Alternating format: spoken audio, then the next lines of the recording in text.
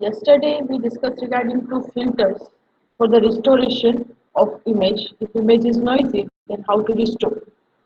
So we learned about some filters. They were mean filters, it is average filters, various averages, it is geometric or it is harmonic filter or it is various kind of filters here. Learned the contra harmonic, harmonic, etc. filters we have learned. Then we went for the total statistics. In that we learned about median, max, midpoint, alpha trim. So several filters we studied about that. Then we concluded, okay, because these filters are behaving irrespective of, they're behaving equally for entire image. It's not behaving separately for noisy image, noisy part and noiseless part. It is behaving equally, equal treatment is given to entire image. So that is sometimes it is giving us higher blurring. It is giving us higher blurring, right? Because so what to do? That we can go for adaptive filter. We can check whether the noise is there.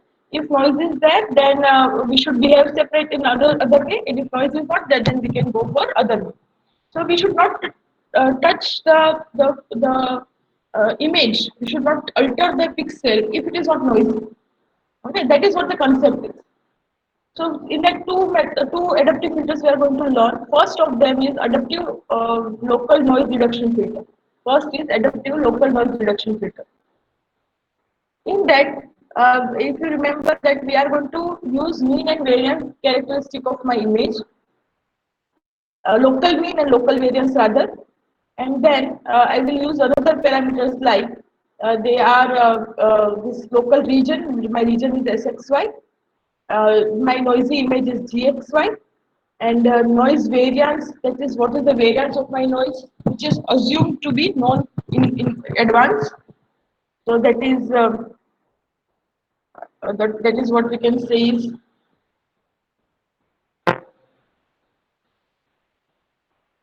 okay, so that is noise variance that will be known to you in advance, that in prior knowledge is required, and then we can go for the local mean and local variance of the image. Now I can show you some point here. Suppose this is my image. Suppose this is my image, right? And then what we are taking is I will select a pixel and its neighborhood. So I am selecting a pixel and its neighborhood. So this is the neighborhood that I have selected, right? This is 3 cross 3. So this is my S of XY. This is my S of XY, right?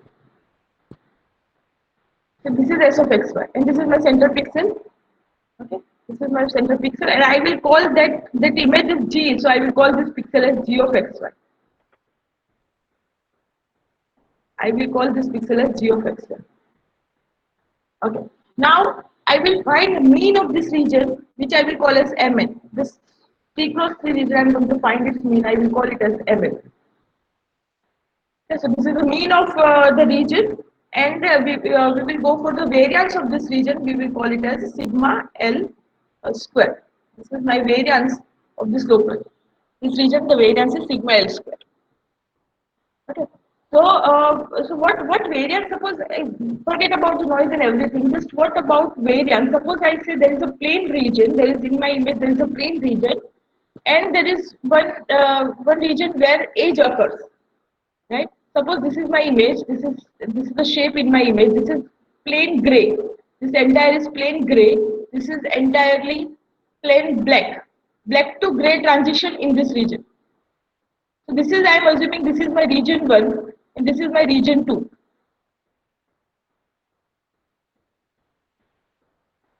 Let's pardon me for the improper drawing here, but what I am going to say here is, uh, suppose this is the shape. Suppose this is the shape. Outside the shape, the color is black. Inside the shape, the color is gray. I hope you can visualize it.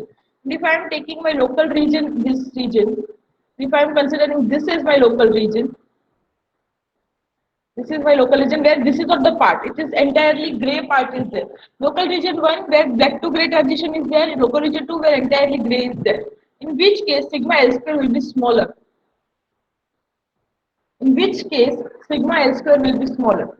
Region 1 This is region 1, region 2. Both are SXY. Here my center pixel is this. Then I kept shifting, and I reached here. This is my SXY. Here assume that though in my drawing it is overlapped, but assume that it is entirely in gray region. It is entirely in gray region, plain gray region. Here black to gray transition is there. Region 1, black to gray transition. Region 2, entirely gray. In which case, variance will be higher, region 1 or region 2. In which case variance will be higher. Sigma L square, which is variance of the local region, yes, region 2 will be lower because it is having a plain gray region. Now here suppose noise occurs. What is noise? Noise is having such type of dot sudden occurrence, that is, this is noise. Okay, this is noise. Okay, so now if what will happen here? Okay, what will happen here if it is a plain region? What will be the local variance here? If it is a plain region, what will be the local variance? Local variance will be similar to the variance of the noise. This is variance of the noise. This is the variance of the noise. This because of this, if variance of the variation in the intensity because of noise is a variance of the noise. If it is a plain region, then local variance of this region is same as variance of the noise, right? Okay. Now, what using these facts, we are going to have some conclusions here. Okay, suppose my variance is zero. What is the meaning of that? There is no variations in the intensity due to noise. That means my noise is zero actually. Suppose I am selecting a pixel. I am selecting a pixel and I am going for its neighborhood and I am observing that there is not a noise, or sigma n square is noise variance for the entire image. Sigma variance is zero. What is the meaning of that? For the entire image, sigma n square is the variance of noise for entire image, not a local region, right? So when I say that variance of the noise for my entire image is zero, what is the meaning of that? Itself it says that noise is zero. So when my image is not at all noisy, then why to change it? Why should I blur it? Why should I even go for the median or mean or anything else, right? So if my region, my sigma n square is zero, I am going to conclude it that my noise is zero. So though I will put my filter here, but I don't want to alter my filter. I don't want to alter my I don't want to alter my g of xy. I want to keep it as it is because I know my variance is zero here because variation in the intensity because of noise is zero.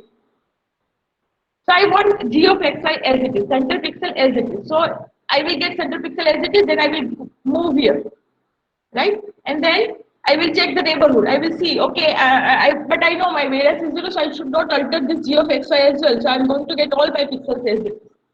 In the same implementation of my filter, if noise is not there, then also I'm not going to I'm going to get my image as it is back. Okay. Here what will happen? There will be some implementation which will implement this adaptive local noise reduction filter, which will check first. Does noise exist? If yes, then and only then implement. That is what the concept is. Then and only then filter it. So how to check whether noise exists or not? By checking sigma n square is zero or not. If it is zero, it is not existing there.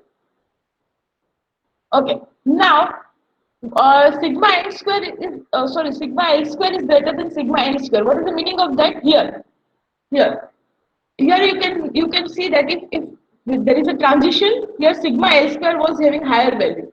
If there are so much details here in my image, if there is so much detail, right?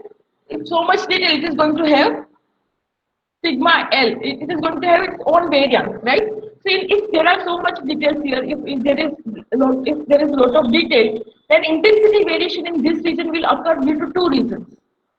Suppose here lot of details are there, like so many edges are there, so many things are there, right? So here variation, alteration will happen because of two reasons. One is because of noise is there. So if noise is there, there will be a variation in the intensity. And secondly, because image itself is having details, image itself is having its variance. So whenever there is a detail in my image, wherever there is detail in my image, my local region will have variations because of two reasons. Because of those details plus because of the noise, because noise exists there, because my sigma n square is not now zero. Okay, so here in this region, I should understand here there must exist some detail which is smaller detail. If I will apply filter there, I am going to lose those details. Okay, so what is my requirement? Whatever my values in these regions are, I should get my values near to that values. I should not get like lot of if I'm having some values, if I'm having my pixel values, I don't want to alter by large value. I want to get my noise free values, but should be near to my actual values, so that intensity difference is maintained and sharpness of my image is maintained. So that is what the case is. Like if my sigma L square is greater than sigma L square. See, when what will happen here? Sigma L square is made up of two components now. Variance in this region is made up of two components now. One is sigma N square, that is variance of the noise itself, variation in the intensity because of noise itself, plus image details. So definitely sigma L square is going to be higher than sigma N square.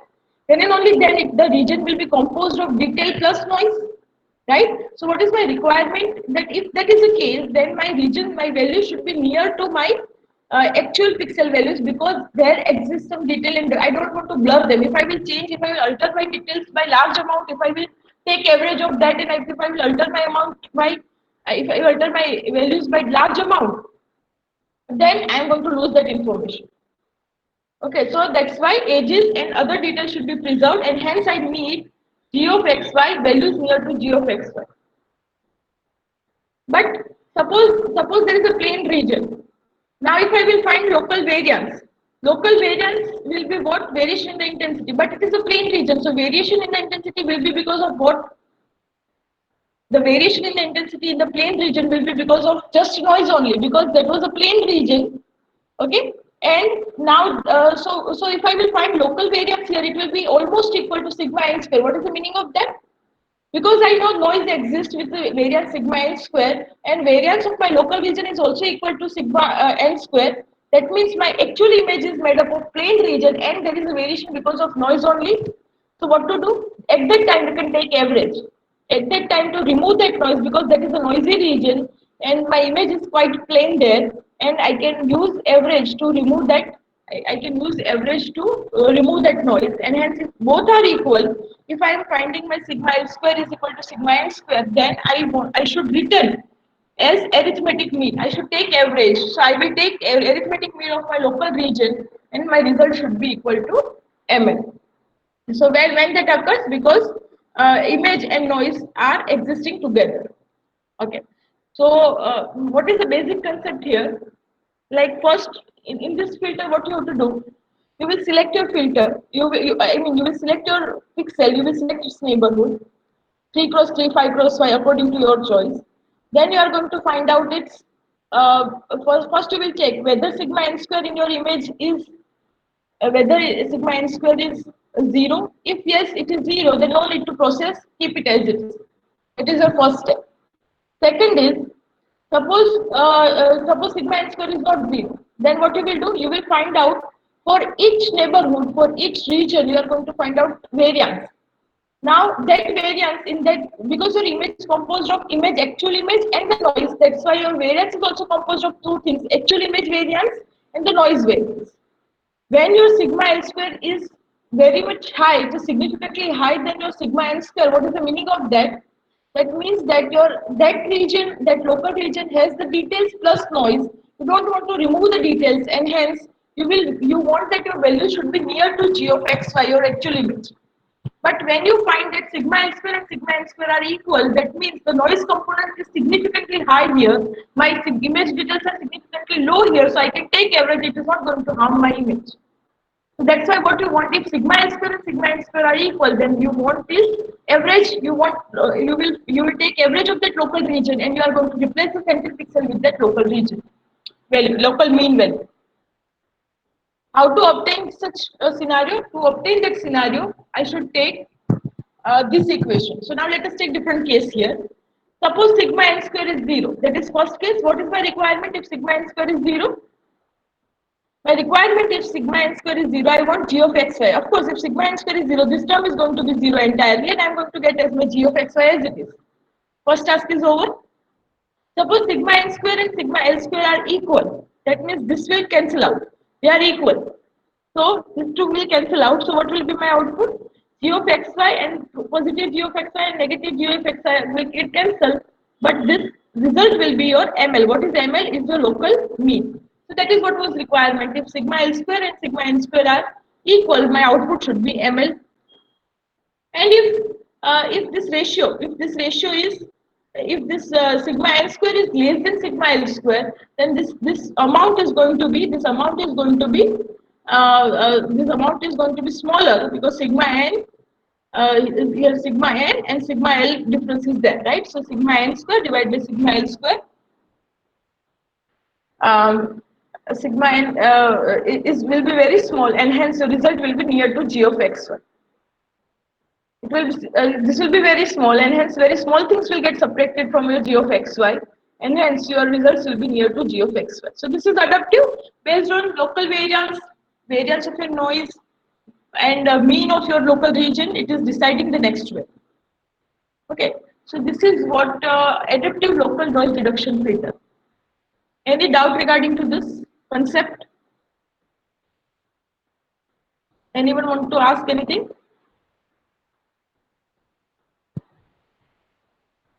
Okay, so now this is my image. Results, we can see the results. My results are the Gaussian, this is my Gaussian filter. I mean Gaussian noise. This is my image with the Gaussian noise. Arithmetic mean is removing the Gaussian noise. You can see where the noise is removed, you can see this region.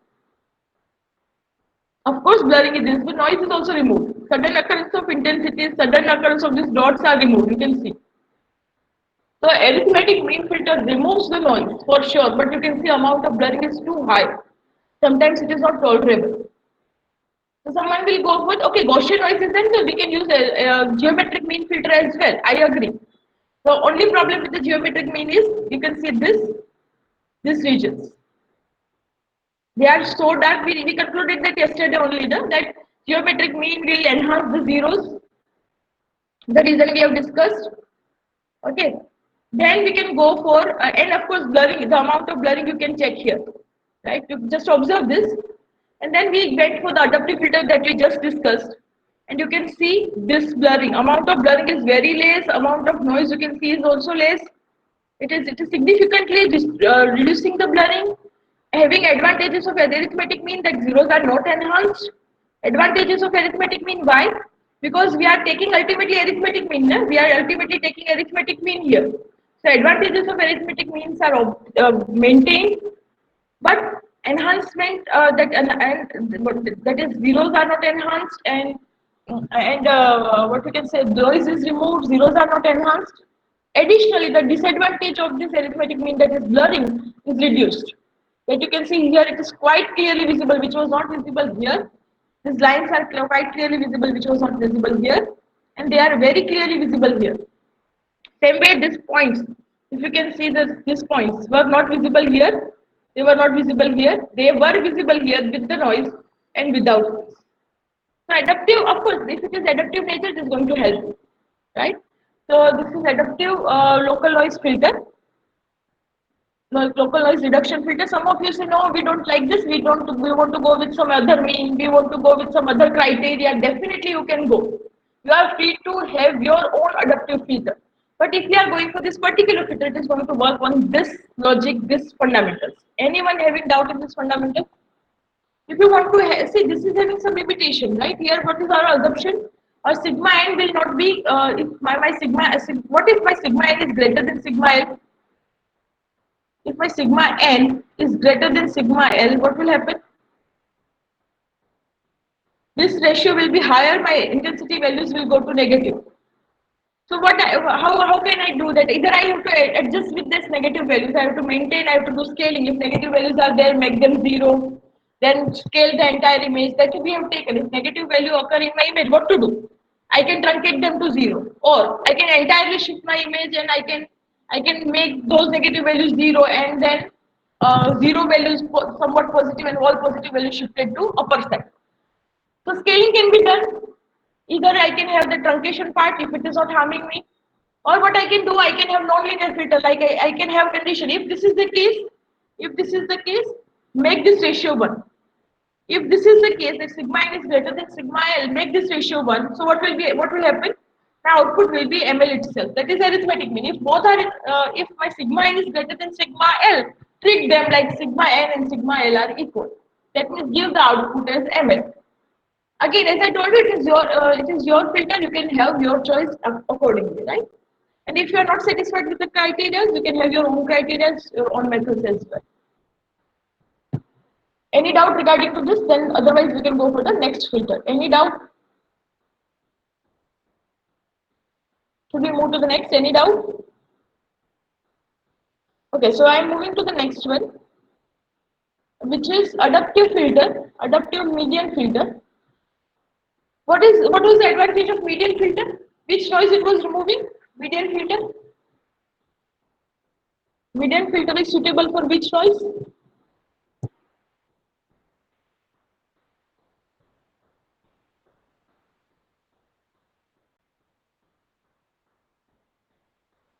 Adaptive filters. Median filter is suitable for which kind of noise? Yes, it is suitable for salt, pepper, and salt and pepper. All three kind of noise. Yes, both of you are correct here. It is suitable for salt and pepper. But the limitation of the median filter is that if it occurrence of those noise is very high, na, the probability of occurrence of noise is high, greater than 0.2, then it is not going to work. It is going to this is just rule of course there's a rule of thumb you can take this, but the point is if it is having very high intensities, then your median filter outputs will not be good. That we are going to try in the laboratory session, right? That the removal will not be as good, or blurring will be high if you want to anyway remove it, so it will be so high blurring and all those problems will arise. So median filter has its limitation that it cannot work beyond certain probability of occurrence, and as a rule of thumb it is taken as 0.2. So what we want, that we can go for adaptive median filter. Okay. So, what is the main purpose, that we want to remove salt, pepper noise, any kind of impulsive noise, and we don't want that blurring, excessive thickening and thinning of brown boundaries. We don't see what we want, that we want to check whether my pixel is noisy. If it is noisy, then only you alter it. Otherwise, don't change it. In the median filter, otherwise, what happens? If I'm just applying the normal median filter, every pixel is going to get replaced with the median of its local neighborhood. But I don't want that otherwise. That was creating blurring, if you remember. Median filter also creates blurring. And thickening and thinning, unnecessary parts are thick, unnecessary parts are thin. If you remember that white parts were, if white parts were white and black parts were having adverse effect there, right? So if I don't want, then what it? So what is the meaning of that? If it is noisy, then only alter. Then otherwise keep the image as it is, and it is quite logical. Just the point is how to obtain. For that we have algorithm. We will study that in few minutes. We will study. But in that we will need some this terminology will be required. What is Z minimum? It is minimum of my local neighborhood. If I am having 3 cross 3 neighborhood, out of 9 values, whichever is minimum is my Z minimum. Z maximum is maximum of my local neighborhood. Z median is median of my local neighborhood. All of that 9, out of that 9 value, that fifth value. Out of this 25, if it is 5 cross 5, then 13th value. Median of my local neighborhood. Z of xy is the center pixel, or the pixel that you want to check whether it is noisy or not. And S max is the size of your local neighborhood, maximum size that is permitted of your local neighborhood. Suppose what I am starting with 3 cross 3 neighborhood, then in this I am going to alter the size of my neighborhood as well. So if it is not working with 3 cross 3, I will go for 5 cross 5. Then I will go for 7 cross 7. I will keep increasing the size.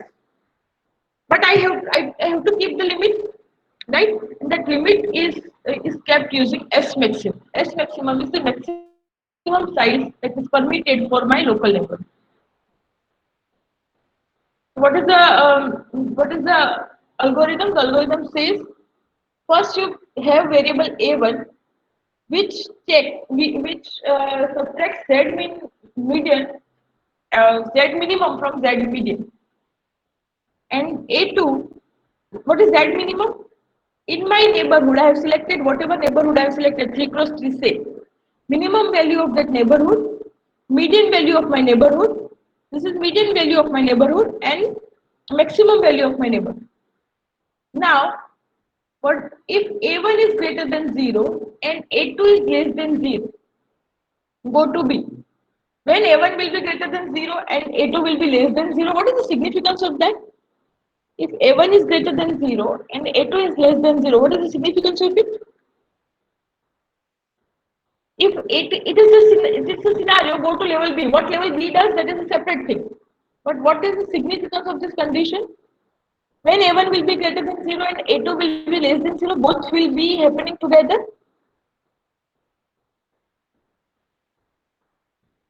Think what is going on here.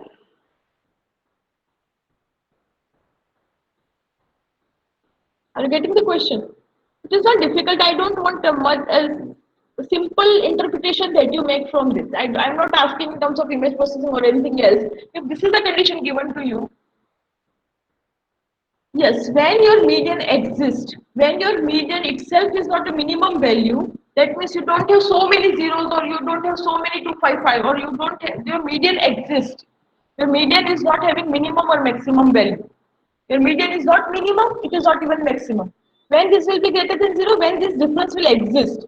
When this will be less than 0, when maximum and that median will exist. If both of them are same, then this will be 0, or if both of them are same, then also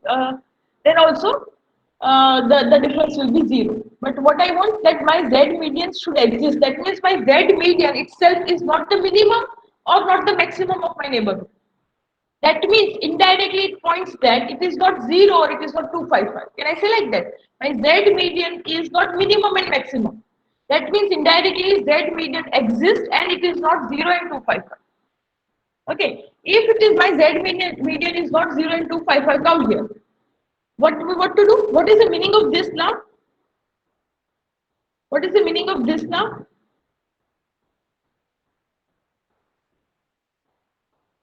This condition, up to this condition. Think, what is the condition up to this condition? What is the meaning of that?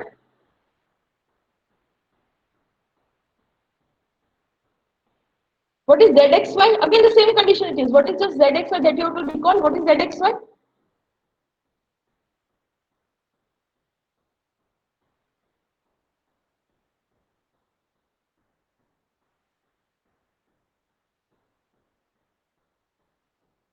Intensity at location XY. Yes, Mukta. It is intensity at location XY. That is your center location.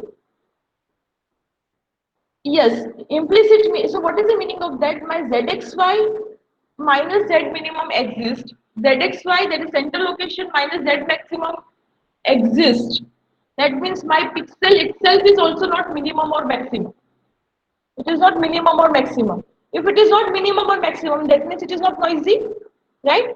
So keep output as it is. If it is salt noise or paper noise, it is going to be 0 to 5, right? So if it is not noisy, keep it as it is. Keep output as it is. Don't change it. But in case it is, that means in case it is, if it is 0 to 5, if it is not satisfying, that is possibly I am on the pixel which is noisy, then replace it with Z median, which is we have already checked, which is also not minimum and maximum. Median exists. That means it was not minimum and maximum, right? So it exists. That's why you replace it with this. If your current pixel is minimum or maximum, then replace it with Z median, which is not minimum or maximum, and if it is not minimum or maximum, that means it is not noisy, then you just keep ZXY as it is. Okay. Now, if this condition doesn't satisfy, if this condition doesn't satisfy, then what to do? If this condition doesn't satisfy, that then you can. What is the meaning of that? Z median is either minimum or maximum. Then what is the meaning of that? Either it is so many zeros are there in your cluster or so many 255s are there in your cluster, and hence your median itself becomes, that median itself becomes 0 or 255. So what you can do, you can enlarge your neighborhood and you can check whether it is cluster of zeros and should we remove, or it is pixel as it is. If it is cluster of zeros, then you can remove it. If it is cluster of zeros, then you can remove. It is possible that my noise occurred in 3-4 pixels together. So possibly, if suppose 5 pixels are black together, but they are actually noise, possible. I want to remove that clusters as well, right? So I will check. To check those five, so what I want to remove those 5 clusters. But if I will take a neighborhood of 3 cross 3, then those 5 pixels are going to harm me a lot because my median is going to be going to get altered because of those 5 pixels. If I want to remove that impact, what should I do? Instead of taking 3 cross 3, I should go for 5 cross 5. Now what will happen? I will have total 25 elements. So those impact of those 5 elements is going to get reduced, right? They are not going to harm me in terms of my median. So what should I do? If my median is either minimum or maximum, then I should check. If there are so many zeros, that means two possibilities. One is my noise occurred in cluster. That means 5 to 7 pixels are zero, and they are just in this region only. So I need to check in the broader view whether my entire background is seen or my that cluster is only black, and I should remove that cluster as well, right? So to check that, what should I do? I should increase my window size. So window size is increased here, and again, if my window size is not limited by maximum size, that means I can keep increasing, but I should have one limit. If it is less than the limit, then again check whether the median is now having minimum or maximum value. If not, then you can continue with your work. If yes, then what will happen? If you in that way again you will increase the size, and if you will reach to the maximum size, what is the meaning of that? That entire background is having that color. That entire background is in that color, and that's why you should keep that as it is, because actually it was a background minimum and maximum, that was white background or black background. So you keep that image as it is, you keep your ZXY as it is it making sense to you? Should I repeat the last part? Is it clear to you regarding to this? Good. Okay. Anyone having any doubt here? So this is what we can say. It is when to increase, when you want to check whether the noise is occurred in the cluster or not. Right? If you keep increasing, you keep taking the broader view. And if still the situation remains same, that means the background itself is having that color. Right? So fine. So this is the end of your adaptive median filter. You have to implement this in the laboratory as well. So this is the results. These are the results. This is noisy image. You can see lot of noise. Probability is too high. The probability is high by 0.05. That is just 5% high. But you can see the result impact. And suppose I am applying median filter, you can see the impact here. This is just result of median filter, not adaptive median filter. Observe. And the same thing you can observe in adaptive median. Of course, you can feel like that from this logic itself, it is working well. Here you can see check, right? Here,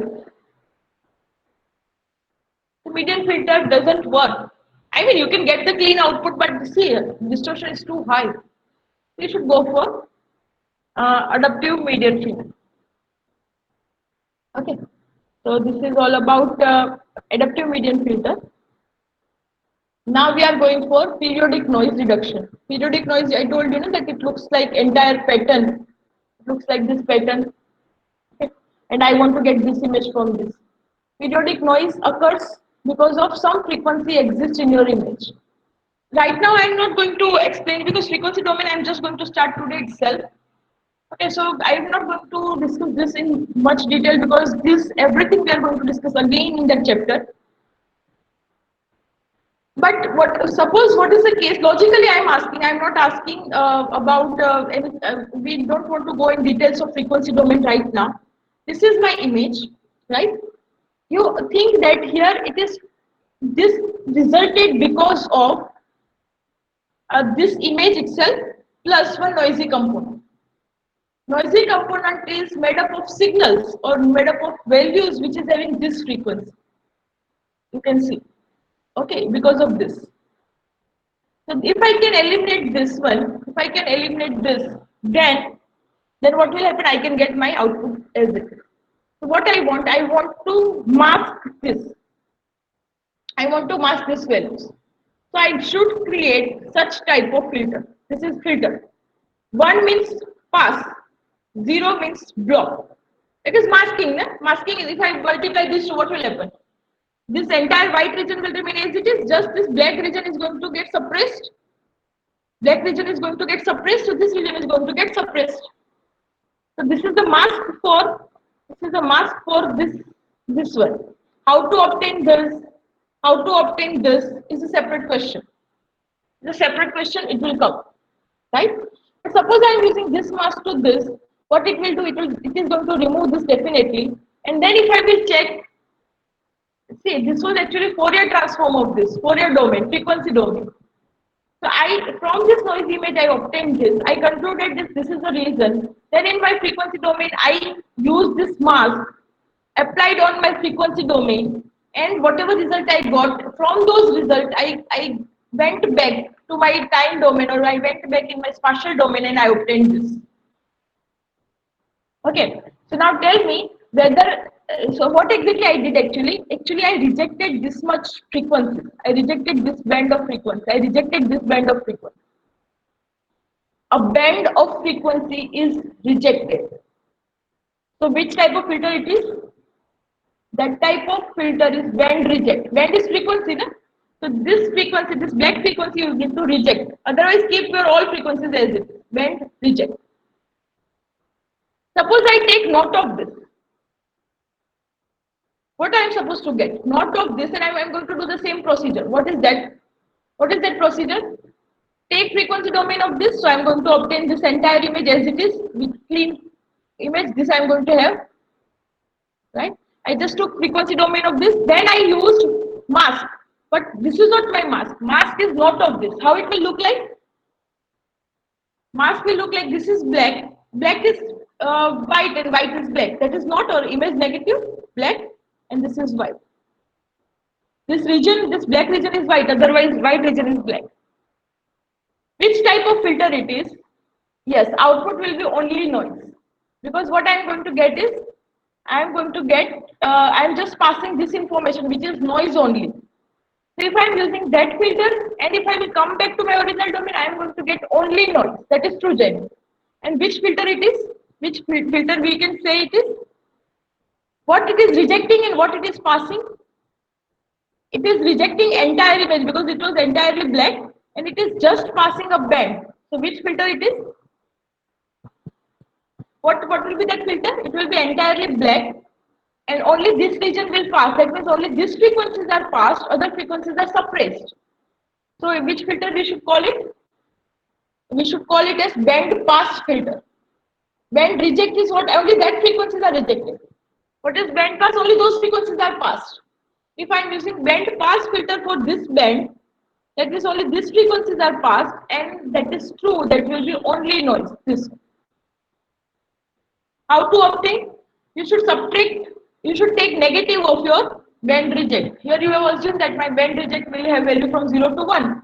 So 1 minus band reject will be not of that or negative of that, or 255 minus band reject. Assuming that your values are in range of 0 to 255. That is your choice. No? What is this? Right now, no need to worry about it. Forget about it. But logically clear? This is noise, na? This was added to this. We obtained this. Understood? We will do that this also in the laboratory. Everything we are going to try in the laboratory session, right? So how my band reject filter looks like? It looks like pass all the band, entire image, just reject this band. Okay. Butterworth and Gaussian, no need to worry right now. Because we will start the chapter soon and we will learn in that everything. Forget about it. Okay, now one more is notch filter. What is it? Notch filter is also notch reject or notch pass. Notch is nothing but thin frequency. It is just band only, but it is having very less frequency. The width of the band will be smaller. Here it is thick band, it is quite thick. If only a layer of it is there, only one line is like this line is like this thin line. So that is what is the meaning of that? If band is narrow band is notch. Okay. So notch reject is what? Band reject, but rejected band is thinner. Notch pass is what? Bend pass, but rejected bend is thinner, or passed bend is thinner, whatever. Okay. Again, what is this? No need to worry about, we will take it. Forget about it, just this. This is my image, periodic noise. You can see the periodic occurrence of the pattern like horizontal lines, it is periodically occurs. It occurs because of frequency component. It is occurring because a periodic wave of certain frequency. Which frequencies they are? They are this frequency. How will you come to know? Because the noise occurs because of this frequency is a separate issue we will take. But right now I am telling you this occurs because of this frequency. So what to do? So you are using notch pass. Notch pass is what? This thin line. Notch pass is equal to bend pass, but bend is thin here. So we are passing these frequencies only. We are suppressing all other frequencies. That's why it is notch pass. Thin bend pass in that way. And output will be this notch pass. And only noise. You can see this is the noise only. This is the noise only. These lines were existing here. If I can show you, you can see those lines here, right? And what about notch reject? What will happen if it is notch reject? It is going to remove this noise. It is going to remove this noise. Okay. It is going to remove these lines. If you can see, I can show you. You observe this region,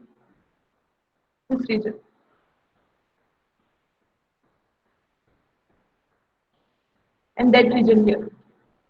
Noise is removed. This was the noise existing, right? So noise. This is the region, right? This was that region. No? So you can see this is the region that noise is removed. Okay. So now that is again we will take this mathematics is needed to learn this. What exactly, how to know why Fourier transform everything. So we need to learn about some mathematics of this so that we will get the concept. So this is the end of our chapter 5. This is sufficient for chapter 5. Okay, PPT of this is placed if you want to refer.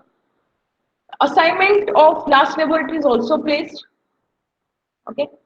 And any doubt in this chapter regarding noise and those? Actually, I should have started this after chapter 4, but the issue was that we need to go for the laboratory. The next laboratory itself, we will need this chapter. That's why we have started. Any doubt in so far? Otherwise, you will be not clear in the laboratory as well. 2 laboratories based on this chapter. Any doubt? Okay. So I'm assuming chapter 5 is clear to you. Assignment for the previous smoothing, which are placed today, having time of a week, you can check. And regarding to this also is placed. Now I'm starting new chapter, Fourier transform. So whenever you will learn that, you should come back to this. I am going to cover that itself in that chapter itself. But if you will read after it, you will be very much clear with this. Everything will be covered. So we are starting with chapter 4 now. But as I told you, I see actually these two are equal images. These two are equal images. This is just one representation. This is another representation. I want to know, I want to go from this to this. I want to process it here as I did here. I mask it and then I want to go back so that I can get improved results. Someone will say, okay, why to go into frequency domain? See, it is quite easy to identify because this was the noisy component. How could you have removed this noise from this image itself without going to this domain? Here I can get very clear image, no? But in case if I use arithmetic mean or if I use any what you can say any other filter here, do you think that it is going to remove the noise and we are going to get such clear image? It was not possible. We need to identify why this noise occurred. That is what we are going to learn in chapter 4, Priya. How to get to frequency domain. That is what is remaining to learn that we will learn. Okay. That is a really good question. And what it means. How will you come to know that exactly this is the noisy component and this is not the noisy component? You must know that. You cannot remove any random component and you can see okay whether it is working or not. You need to know what is noise. You have to identify. So for that you have to understand that how this represents this. You need to understand how these two are equal. Okay, and for that we need some mathematical background, Fourier and Fourier series and Fourier transform and everything, right? And that we are going to start in chapter 4. But right now you think so.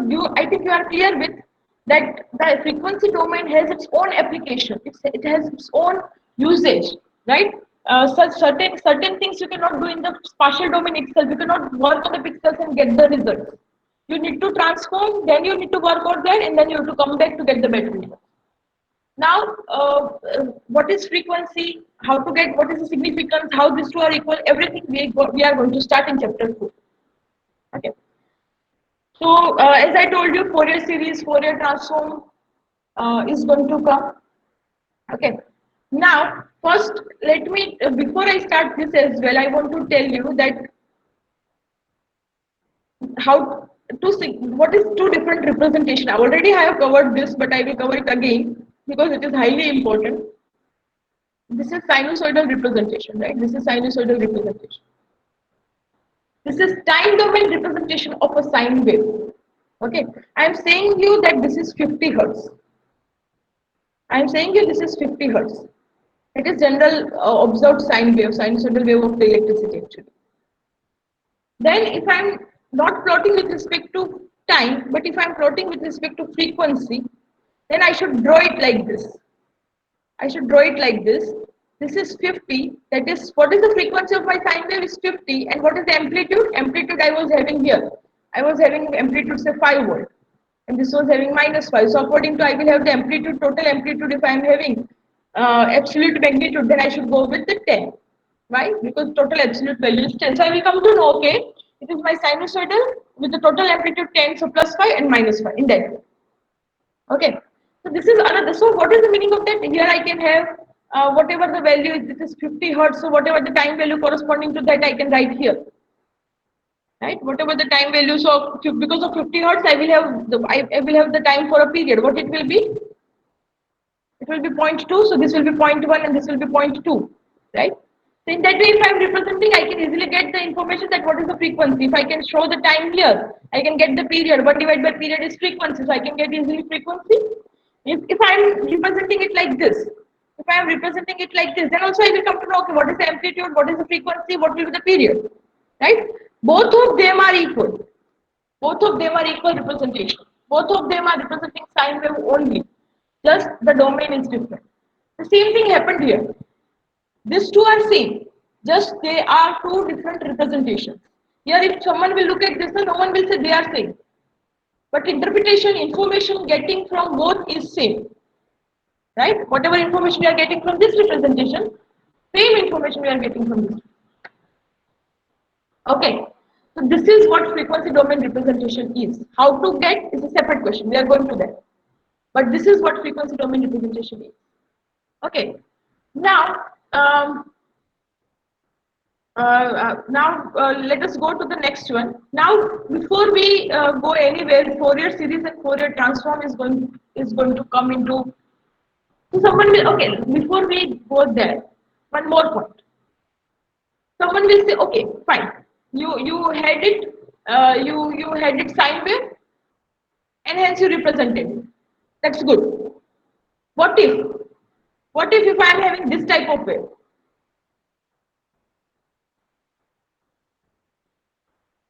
If I am having this type of wave, how to represent it? So if I will represent it like this only, that same 50 hertz, and the amplitude is say 5. And if I am representing as 10, because plus 5 and minus 5, won't it convey that it is this sine wave?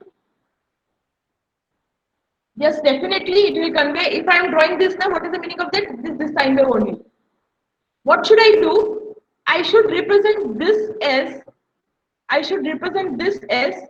a sine wave of this frequency, a sine wave of this frequency, a sine wave of this amplitude and this frequency. I hope you can get it. And third sine wave of this frequency. That means I should see my image as combination of three different sine waves.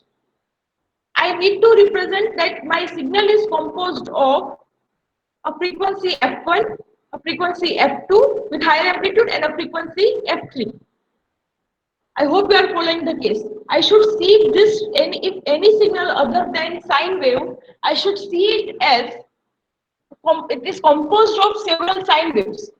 Then each sine wave will have its own amplitude, its own frequency, and then I should represent those frequencies on the frequency axis and amplitude by the height of that line.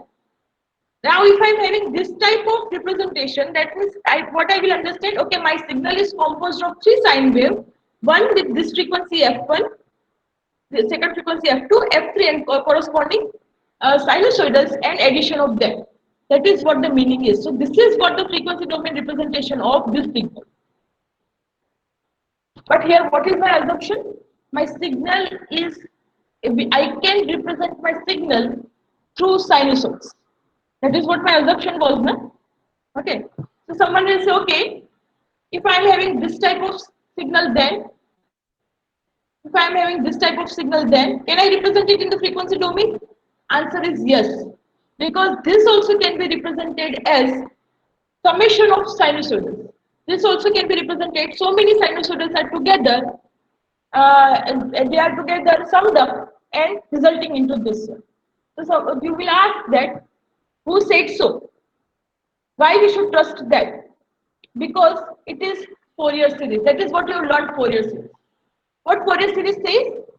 Any function that periodically repeats itself can be expressed as summation of sinusoidals at different frequencies and different multiplied with different coefficient. What is the meaning of the different frequencies and different coefficient is what? The amplitude. Coefficient is multiplied. That is, if I am having some coefficient c cos c sine theta, what is the amplitude of the sine theta is c. So c is multiplied with that. No?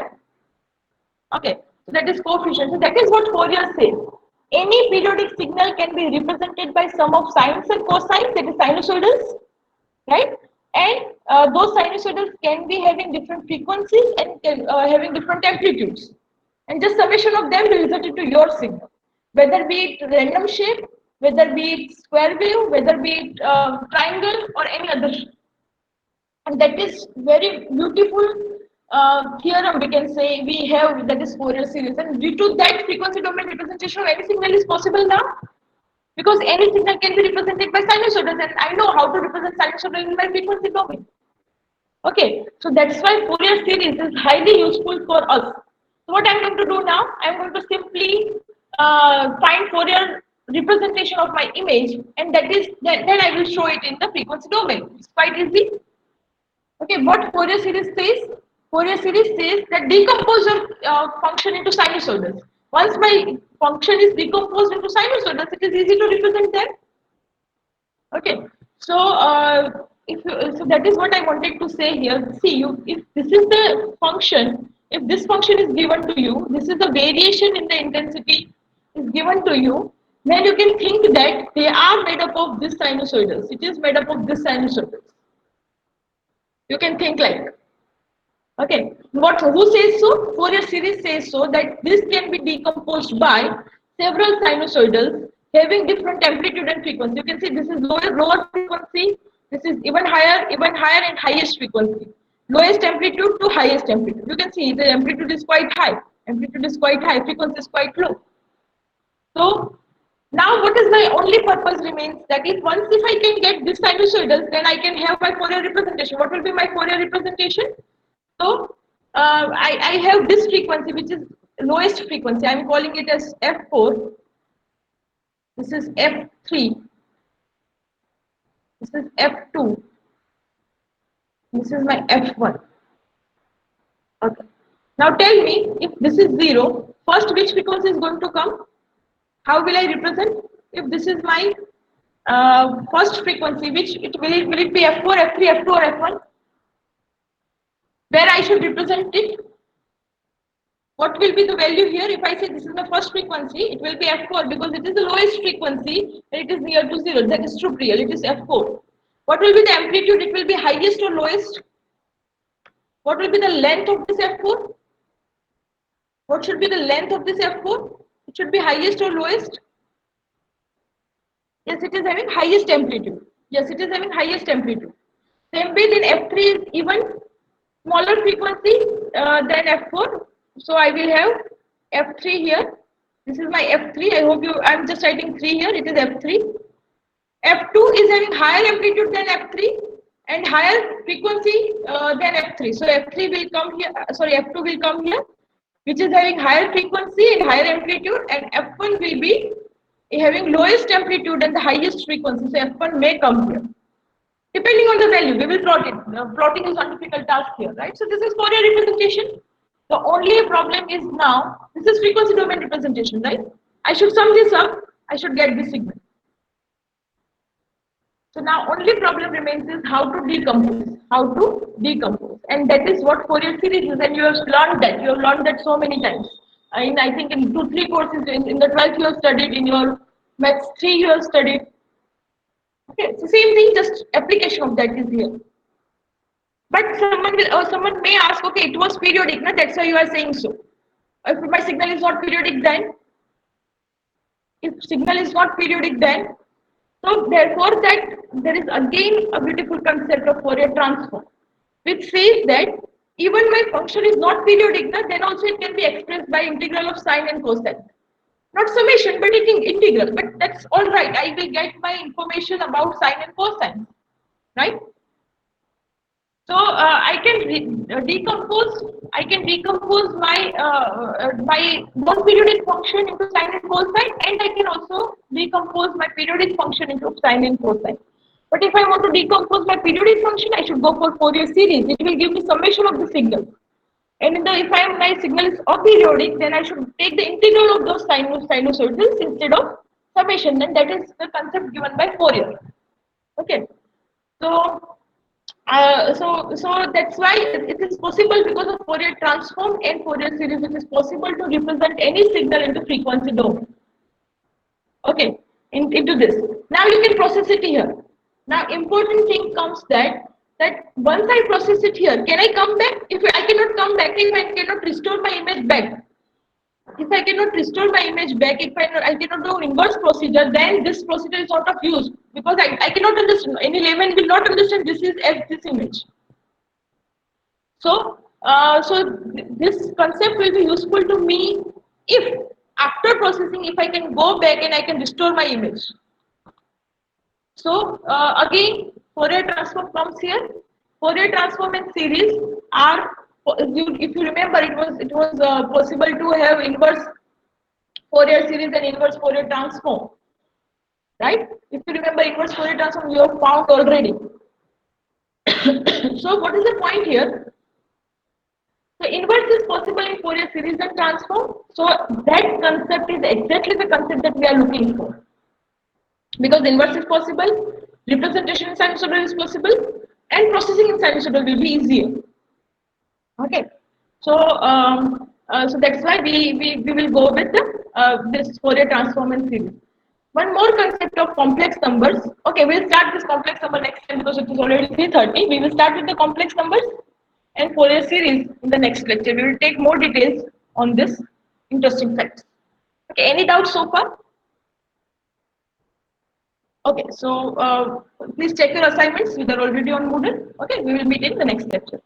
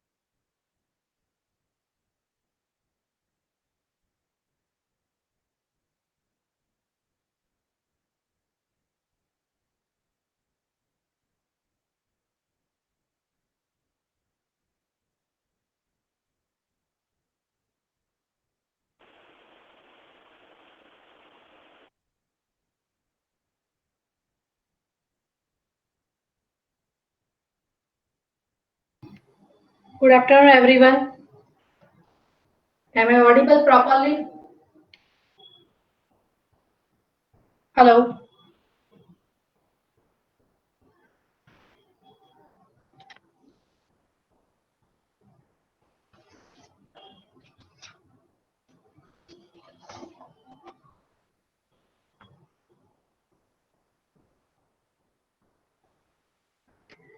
Okay.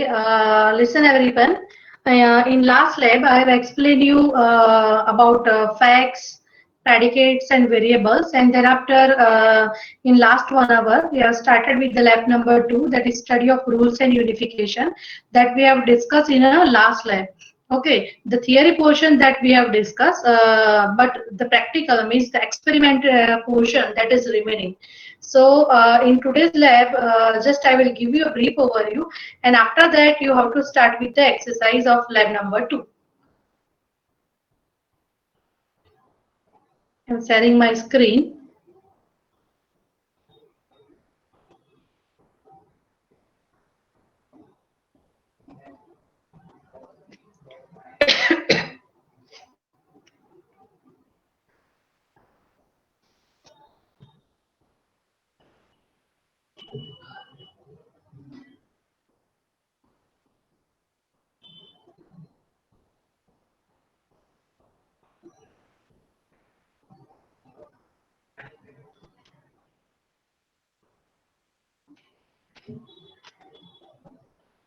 Is it visible properly? Hello. My screen is visible properly, everyone? Okay. Okay, so listen, everyone. In last lab, already I have discussed all these steps. See, I will not go in detail whole theory once again, but just I want to tell you कि in last lab, what I have explained, what is the rule? So in rule, all of you know that the every rule has a two part. Which two part? The conclusion means or a head, or you can say that antecedent means body. Every rule has these two parts. So let's say, see in this way, the rule, how can you write hypothesis vitamin C? Right, when you can say that the hypothesis vitamin C deficiency, so these are what body part, and this body that contains the premises, right? We have discussed in a last lab. So when you can say the rule is true, so if all the premises are true, then you can say that the rule is true, right? That we have discussed, and this is known as a break operator. And also unification process that we have discussed. See, before that, this particular portion that I have discussed, key, when you can say the patient has measles, if the patient has fever, cough, conjunctivitis, runny nose, and rash, then you can say that the patient has measles, right? So if all the premises are true, then you can say that the rule is true. And which are the unification steps that we have discussed? So all of you know that whenever the matching is done, so at that time, first you check the predicate name, then after you check the number of arguments, and then after argument by argument unification is there. And when argument by argument unification is done, so at that time, the four scenario that we have discussed, value, means fact side value, fact or rule side value, and goal side value. Then after what, value, value variable, and variable. This four scenario that we have discussed. And again, in a variable means bound free bound, and free. Right? This all scenario that we have discussed in a first lab. Now, based on that, see, also I have explained this first program. So how to write that, that I have shown. So once again I will show you. So see, the execution portion that I will not repeat it again. Okay, so just go through it, and based on that, today you have to perform the exercise.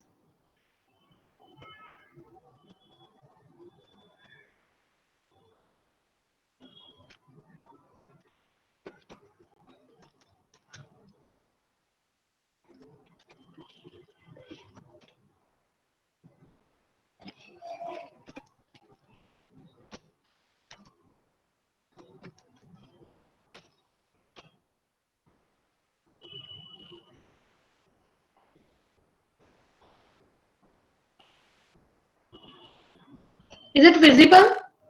Hello? Am I audible properly, everyone? Okay.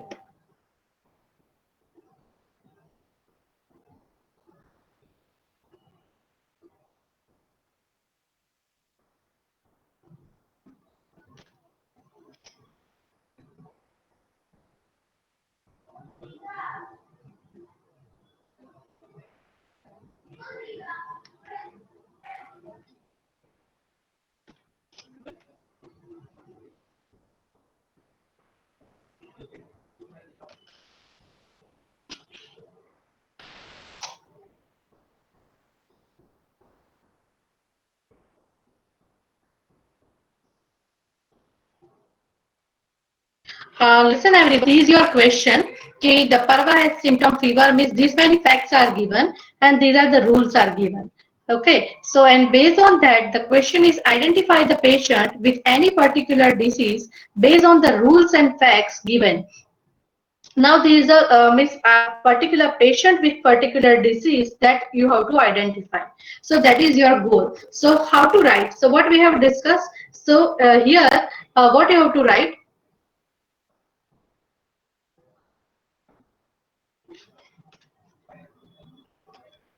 So in this way, first you have to represent the fact, his symptom, parva, comma, fever, symptom, parva, comma, race. And listen everyone, this lab 2 that I have uploaded in the Moodle as well as also the drive that I have shared with you. Also, I have put that material on that lab2.pdf. In that whole content as well as the exercise, everything is given. So in first program, in this way you have to represent the fact, symptom, parva, comma, fever, parva comma race, parva comma headache, right? So in this way means all the facts that you have to mention everyone, and then how to write the rule. So see here the rules are given. See that everyone.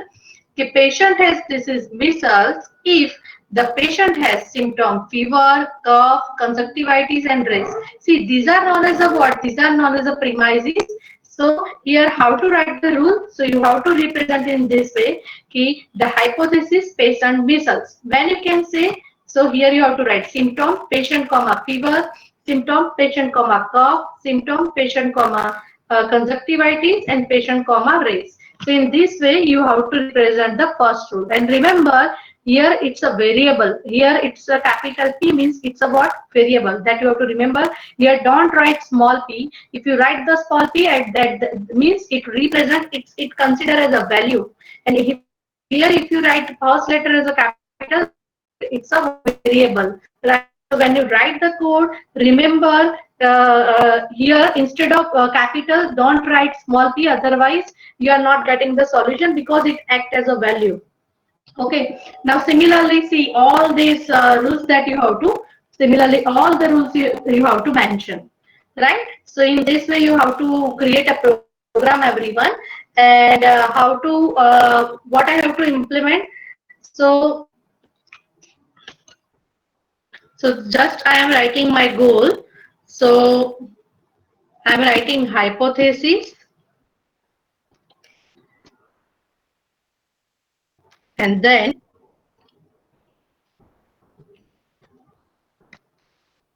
just I am keeping one just I'm writing one variable that is p means patient, that indicating patients, and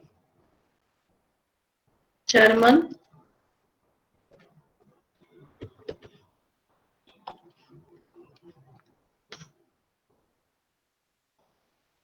So now listen here. What is my question here? The question here it is given that is identify the patient with any particular disease.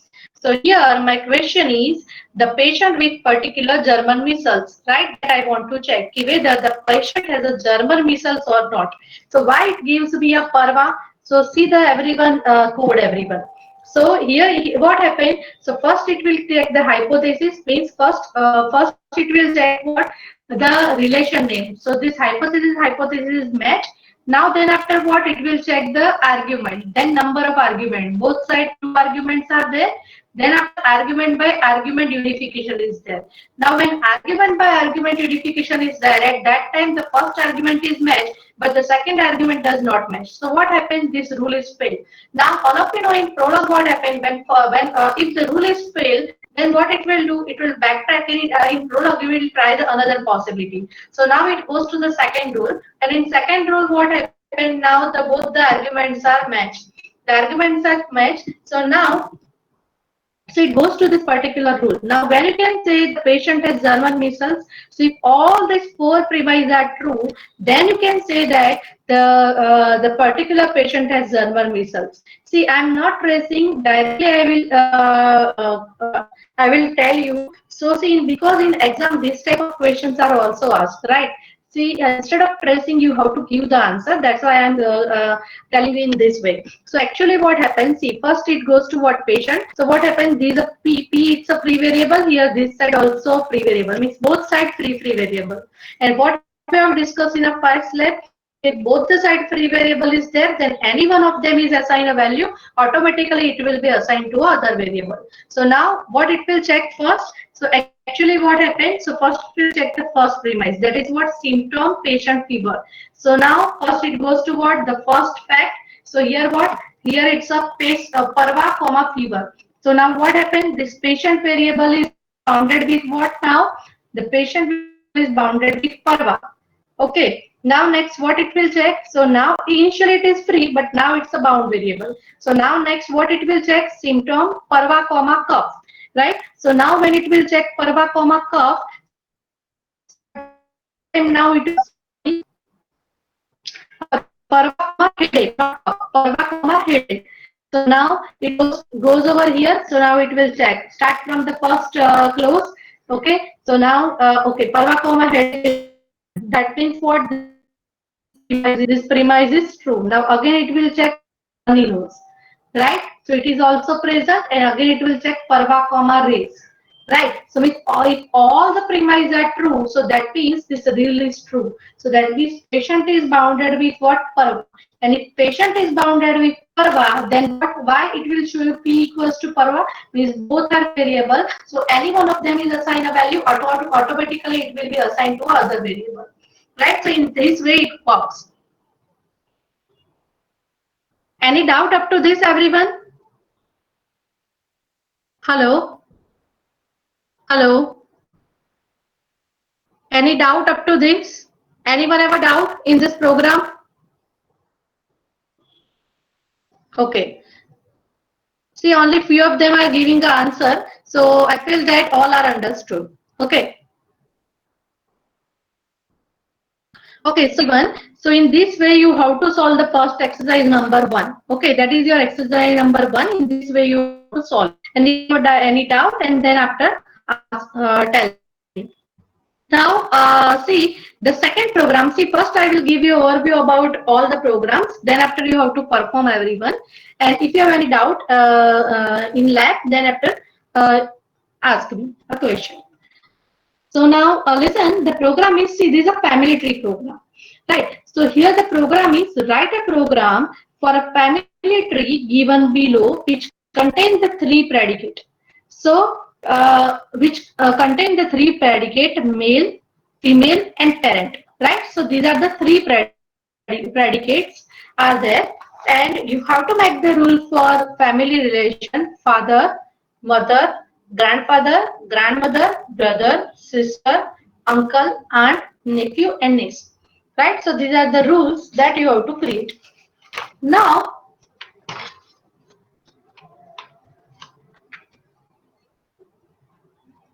listen everyone. So here there is a mistake. See here, not only 3 predicates are there. How many predicates you have to declare? See here, so many relations are required. So for that you have to make a rule. So all those also you have to mention in a predicate, right? So can you tell me which predicates are required? Hello? In this particular tree, can you tell me which predicates are required? Please write down the name of all the predicates, everyone. One is a male predicate, other is a female, then parent, father, mother, grandfather, brother, sister, grandmother, uncle, aunt, nephew, and niece. All these predicates that you have to mention in the predicate section. Right? Now, thereafter, which fact you have to mention in a clauses section? Hello, everyone.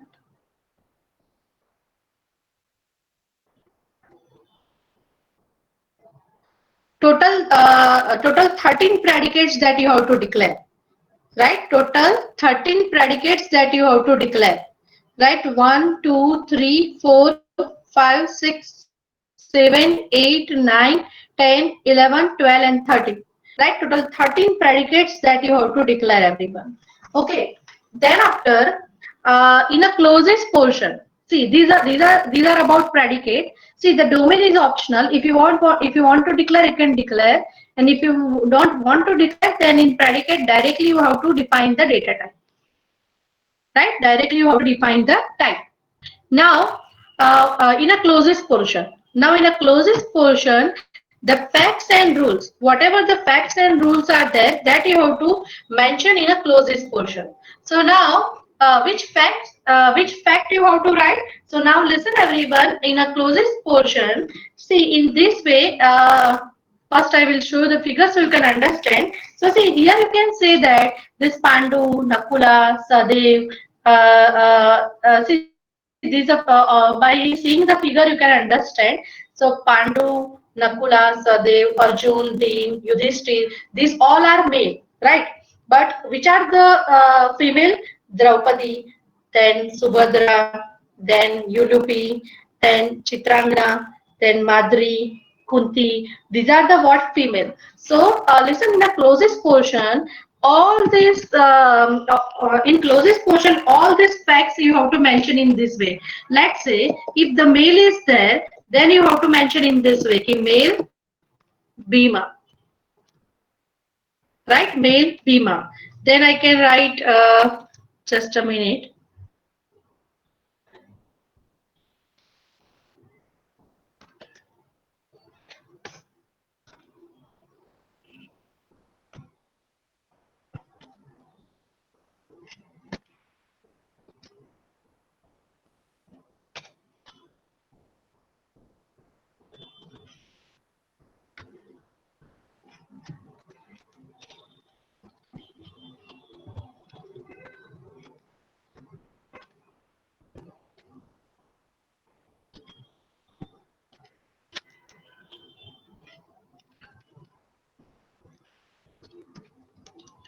So listen here, everyone. So in this way, you have to mention.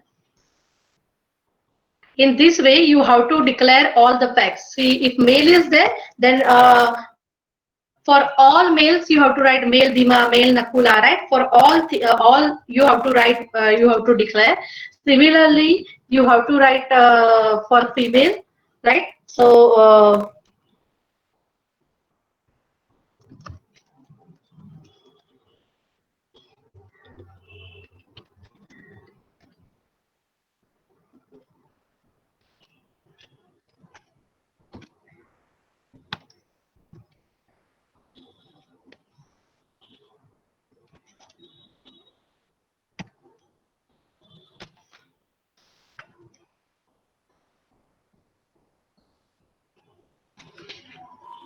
So listen, in this way you have to mention for all the males you have to write male, and in bracket you have to write. Similarly, for all the female you have to mention, and then the third that you have to mention, that is parent, right? So here you can say that.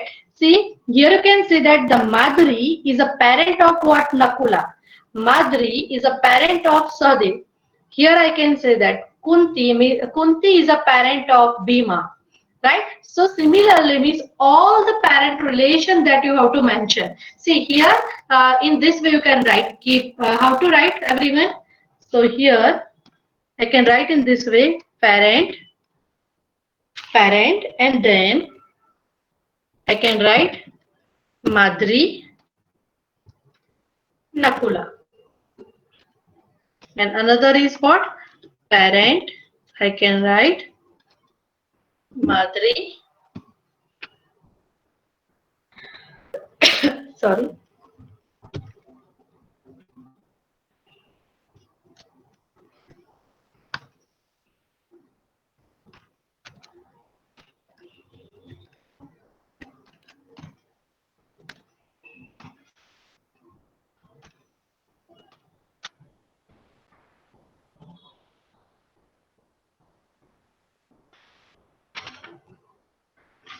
Am I audible properly, everyone? Hello? Am I audible properly? Okay. Okay, so listen everyone. So means see first for all the males you have to write male in bracket Pandu, right? In that way you have to write. Similarly for all the female you have to declare. Similarly for all the parent you have to declare. Means here I can say Madri is a parent of Nakula. Madri is a parent of Sadeva. But see one thing that I want to tell you that is, see here I am reading in this way ki Madri is a parent of Nakula. But see, if you write Nakula first and then after Madri, so I am reading in this, I also am reading in this way. See, it is up to you how you follow the convention. See, here first I am writing the mother or father name and then after I am writing the child name.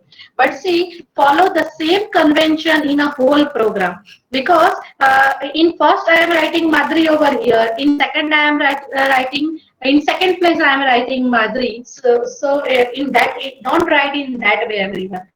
Right, you have to follow the same convention throughout the program. Right. So in whole program, first I am writing the mother or father name, and then after I am writing the child name. So I am reading in this way: Madri is a parent of Nakula. Madri is a parent of Sadhava. Right, I am reading in this way. Similarly, you can write for Arjuna, sorry, Pandu is a father of Arjuna, Pandu is a father of Bhima, Kunti is a Kunti, here parent relation. First you have to, for all you have to write the parent relation. So you have to write in this way: Pandu is a parent of Arjuna, Kunti is a parent of Bhima, right? So all parent relation, see in tree what a whole parent relation you have to write everyone. Clear? Now after writing this all three things, male, for all male you have to write, for all female you have to write, and for all the parent you have to write that. In this way you have to write everyone. Okay, now once it is done, then after I'm talking about the rule. So the first rule is a father relation, right? Now see here, all of you know that the Pandu, here by seeing this figure, Pandu is a father of Arjuna. The Pandu is the father of Arjuna. So now when you can say that the Pandu is the father of Arjuna, listen everyone. Suppose, see, I am making the generalized rule everyone. Okay. So when I can say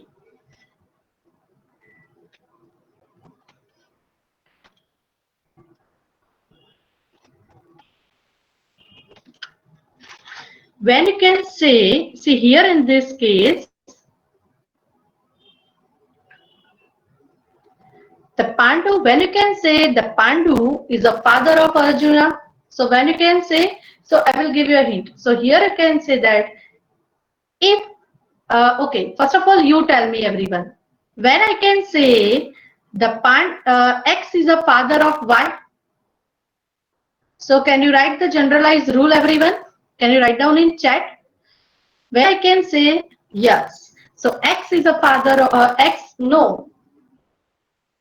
See here you can't write here, Jaimin, you can't write father. Because here each and every relation I am mentioning this way. Parent this means in this way I am mentioning. Just wait. Parent Pandu, Arjuna.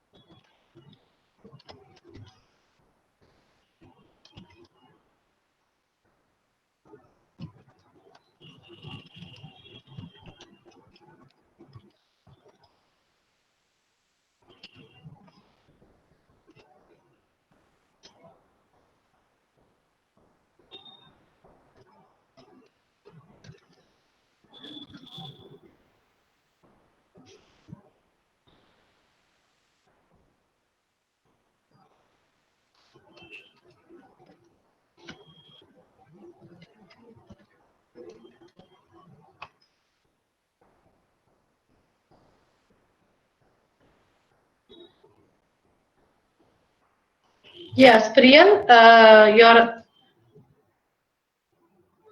your answer is correct, Priyal. So listen. So here in this figure, when you can say the Pandu is the father of Arjuna. So here it is that Pandu is the, because here I have mentioned parent.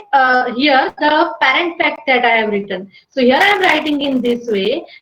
Male X means the male X means what it will take male. See, suppose my goal is like this.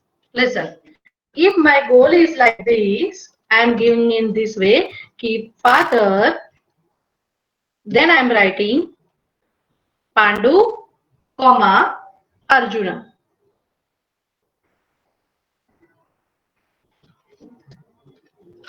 So here what it will check. So here what is your X? X is Pandu, Y is Arjuna. So now first what it will check? Male X. Male X means Pandu. Male X means what? Pandu. So here in fact it will check. Okay, male Pandu is there. Yes, male Pandu is there. So that means it is true. Then another condition what it will check. See, for rule when you can say the rule is true. If all the premises are true, then you can say that the rule is true. Right, this is the rule concept. So first it will check for male Pandu, then after it will check for what? Parent. X means what? Pandu, comma Y, that is Arjuna. So again it will check for parent Pandu Arjuna. So again this fact is present, means both the premises are true.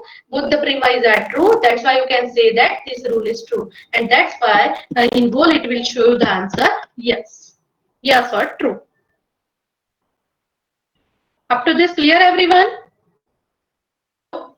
Anyone have a doubt? Hello? Please reply. All of you clear? Okay. Now, can anyone tell me when you can say that? Okay, just I am writing and you have to tell me the answer, everyone.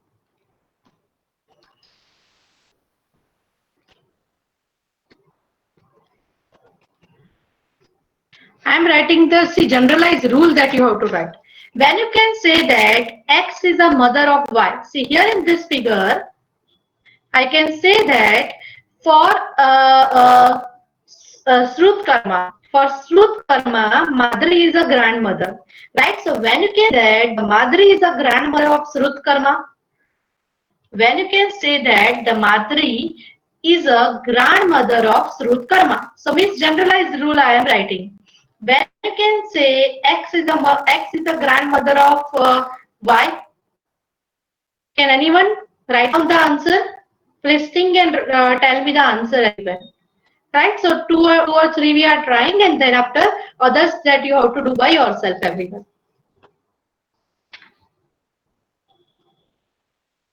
Please think and tell me the answer for grandmother.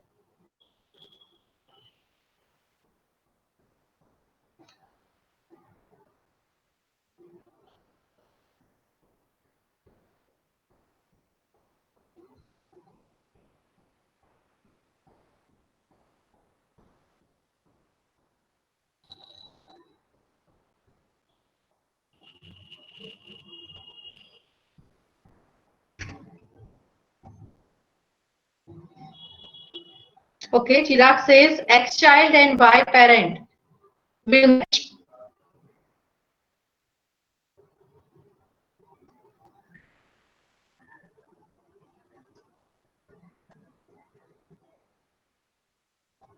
I want answer from all everyone.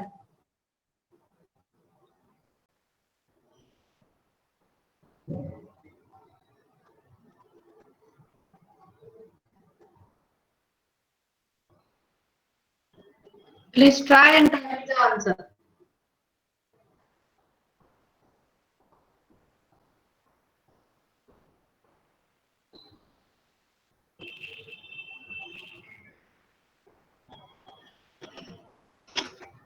See, in different way you can think everyone. Suppose my approach is this, your approach may be different. Okay, who says? Priyal says Y is a female. Okay.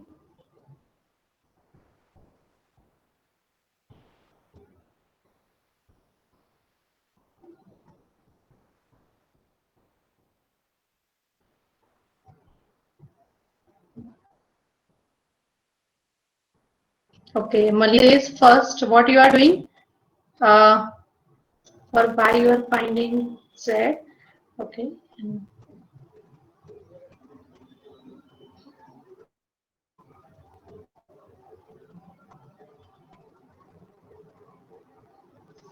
Okay, so listen everyone, you can think for and means a different approach. In that way, you can think and you can tell the answer. Okay, so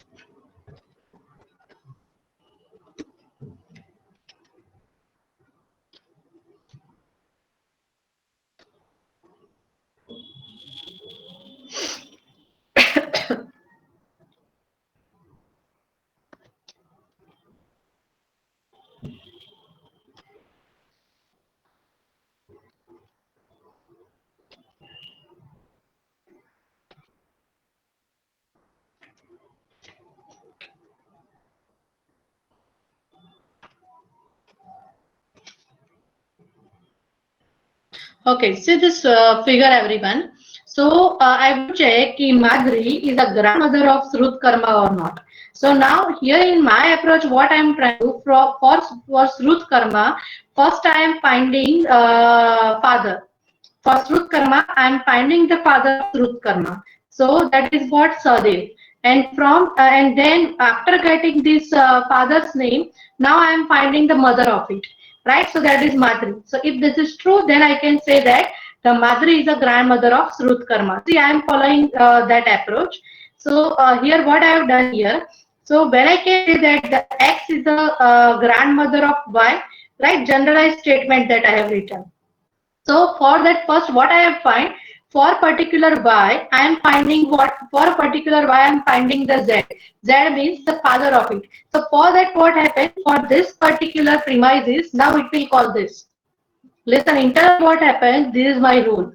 So for that what happens, see, for this father, I am not writing the whole detail again and again, just directly internally call this. So what happened? So by using this, I am getting what for y I am getting the father z. Now once I am getting the father, the value of z, now what I am trying for that particular father, whatever the value I am getting, for that I am finding the mother of it, right? So if you are getting that, then you can say that this particular rule is true, right? So so this figure. So what I for a Srut Karma, first I am finding what Z, that is what the I am getting, and for Sadev I am finding what mother of it, that is Madhuri. So if I am getting that, that means I can say that X is the grandmother of Srut Karma.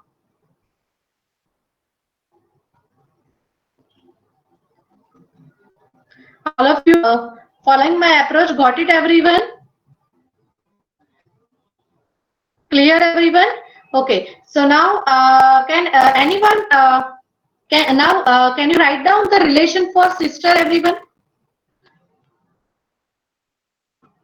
Okay, not for sister, write down for brother everyone. Because see in when you see this figure, I think sister relation is not given, but in journal you have to write the sister relation also everyone. Okay, so in this particular tree not relation is there, but you have to mention that. So now can anyone tell me when I can say that, when I can say X is a sister of Y? Please write down the relation and tell me the answer. When I can say that, sorry, not sister, brother. Right now I told you, but write down the brother relation. So in this, when I can say these two are brother, Nakula and Sadev, I want to check X means Nakula is a brother of Sadev or not.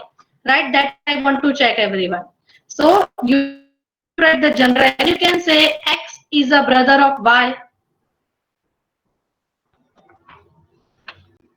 Yes, X must be male. Okay, and both have a same father. But see, the one thing is missing here. Devang and Priyal both. Thing, one thing is missing. Another thing also you have to mention here.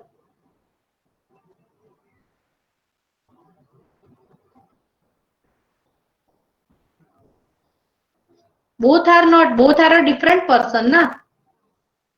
Here how to write? They are not equal. Listen, they are not equal. Not they are equal. Right? See, both for both the parents are same, right? For both the parents are same, but they must be different. So they are not equal. So in prologue, for not equal, what you have to mention?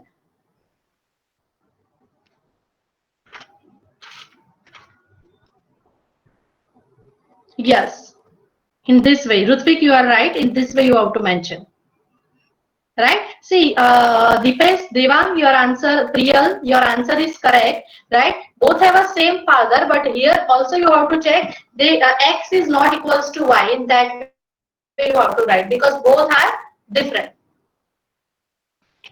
All of you clear with this? Hello?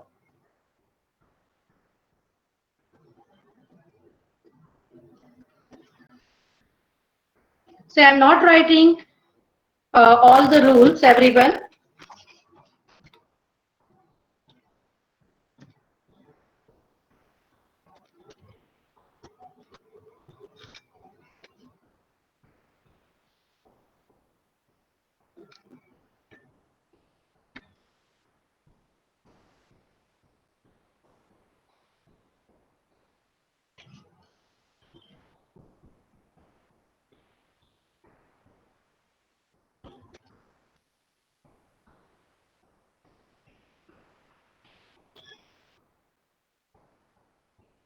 So in this way, you have to mention everyone.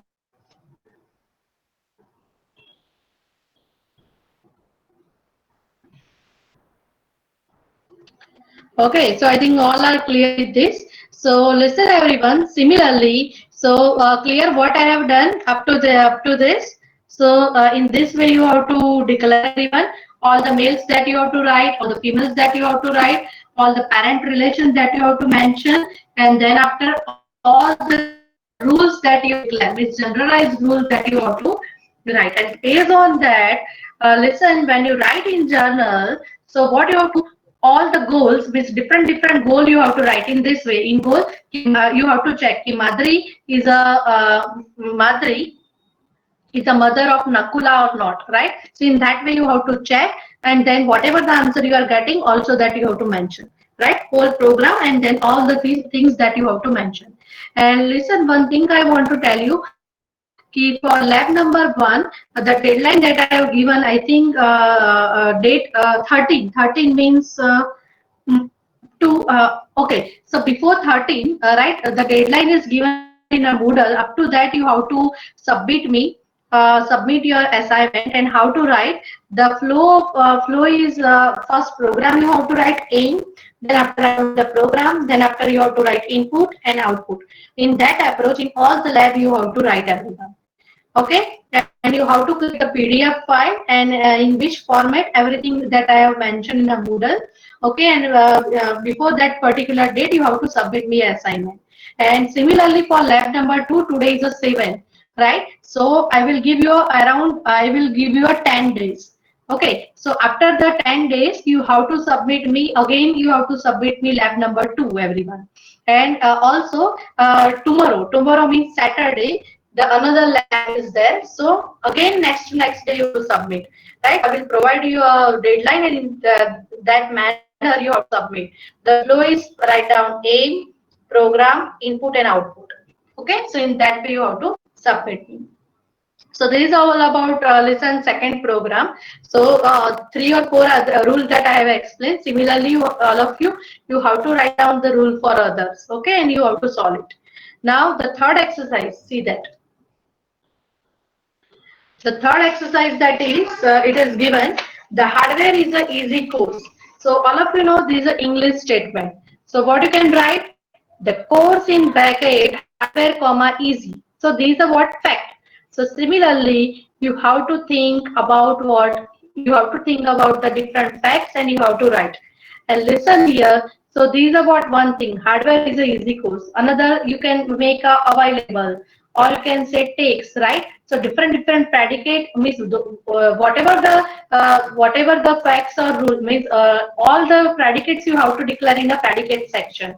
And listen, one thing when you write this code, one thing that you have to remember, that I'll explain, all the clauses for the same predicate must be grouped together in a program, right? So otherwise the prologue will show you the error, right? So you have to think about all these facts. Based on that, some of the rules are given and these are the goals are given. So that you have to think and based on that, make a program.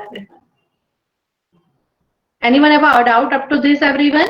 So now try to solve the exercise, everyone. If the first exercise is solved, then start from the second exercise. And if you have any doubt, then ask me. So try to solve, everyone, all the three exercise. This is your task today.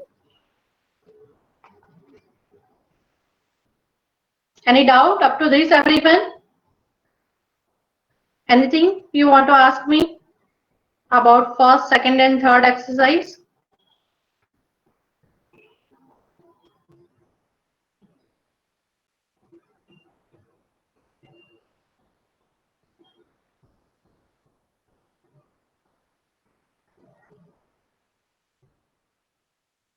Okay, then do it, everyone.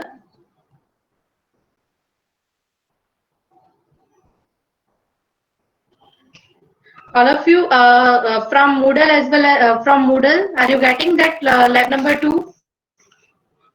All of you have that lab 2? Is it accessible? Moodle is accessible? Hello?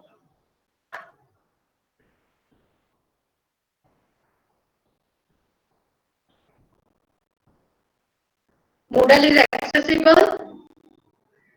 Okay.